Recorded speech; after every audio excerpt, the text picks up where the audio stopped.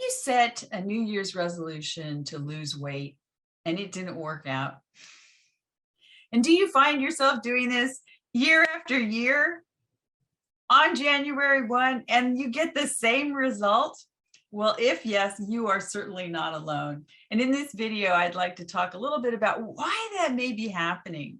I'm Shirley Archer, the Wellness Sensei, and I share tips and tools to help you create your best health that are grounded in Japanese traditional wisdom and modern evidence-based science. So what is it about the I'm going to lose weight resolution that doesn't work? Okay, well, firstly, it is, or even better, I'm going to lose 20 pounds resolution. That is an outcome, not a process. So it's difficult to resolve to have a result. You can only really resolve to undertake behaviors, and then you'll get the result that occurs from the behaviors and action steps that you take. So the first reason why people fail from that resolution is that you're stating an outcome and not a process, and you're not addressing the steps that are needed to make that outcome a reality. So how do you approach it, given that you need to think about the process? Well, the first thing that I think is really important is that you get clear about why this goal is important to you. Why do you want to lose weight? Do you want to look better? Do you want to fit your clothes and not invest in a new wardrobe? Do you want to have more energy? Do you want to feel like your younger self? Is it a combination of all of those reasons? Whatever it is, you need to know what the reasons are. And then you need to explore a little bit more deeply. Are those coming from my heart because they truly matter to me? Or is it because a spouse, friend, or loved one has commented about your appearance or your health, your doctor, and now you feel like you must meet their expectations? There's not a problem with that if that's aligned with what you want. But if there's a conflict between you feeling like someone judging you and telling you that you need to do something, and then you doing it in response to that, you're setting yourself up for resistance. So it's very important that you have a reason that you want to achieve that goal that's really in alignment with what you value. And then the third thing is that you need, once you find the goal that really resonates with your heartfelt reasons, you've identified why it's meaningful to you, how is your life going to be different? I really recommend a little bit of visualization or journaling to consider, well, okay, let's say I do lose that weight. I'm going to fit all those clothes. It's so awesome. I don't have to buy new clothes. I'm going to wake up. I'm going to have more energy, and I'm going to feel better about myself. Okay, well, what of those things can you start doing right now?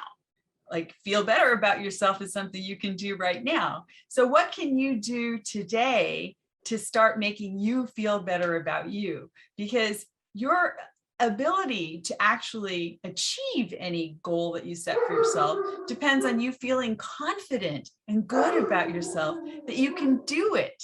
So finding out why you really want this goal, identifying how your life is going to be different, and then really trying to bring some of that into your life right now and loving the life that you have right now are all going to help you create success.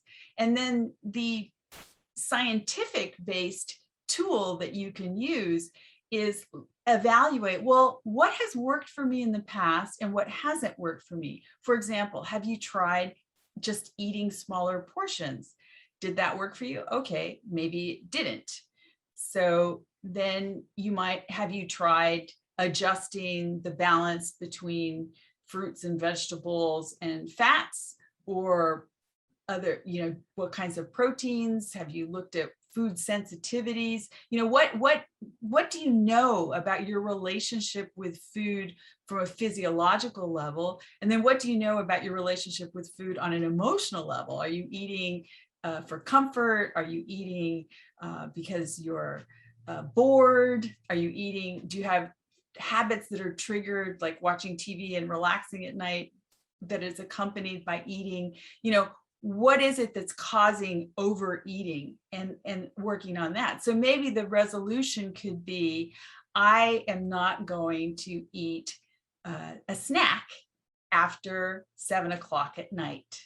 That could be a resolution that you can then try to do, and you have a much greater odds of achieving it. So to set yourself up for success, it's really important to understand what it is you really want and why, how your life is going to be different, and to try to identify some very basic actions that you can take that are going to make this into a reality. I know it's just not nearly as easy as saying, I resolve to lose 20 pounds, but doesn't it feel better if you actually are successful in not eating snacks after 7 p.m. on most days of the week? That could be a start. Anyway, if you have any questions, let me know. I'm very happy to answer that. And each of these points, I need to expand a little bit more to help you to, how do I identify the heartfelt reason? How do I visualize my life? How do I identify a specific action that I can take and build that self-confidence and success? So subscribe if that's interesting to you, and I will share with you tips on how each of these things can be part of your new you and new health. Thank you so much for tuning in. Take care.